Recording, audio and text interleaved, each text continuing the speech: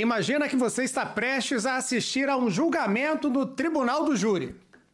De um lado, o réu acusado de homicídio. Do outro, o Ministério Público com uma carta misteriosa nas mãos. Uma carta psicografada.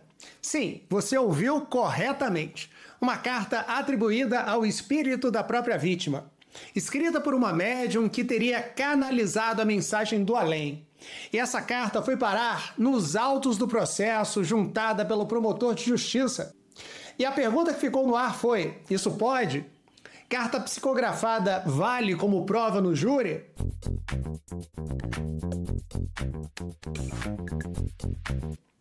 Foi esse o dilema enfrentado pela sexta turma do STJ em um caso real ocorrido no Mato Grosso do Sul.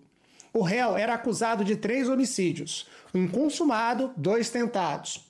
E a carta dizia que o crime foi um erro, que a vítima fatal, na realidade, não era o verdadeiro alvo, um erro sobre a pessoa.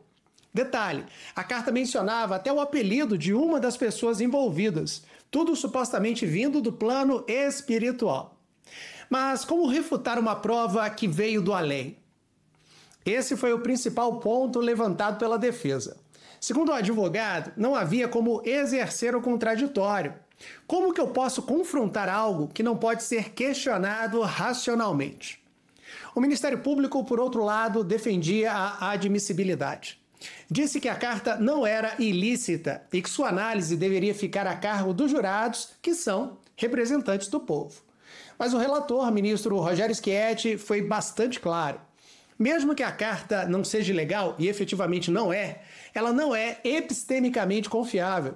Ou seja, não tem base racional ou científica suficiente para ser usada como prova. E foi além.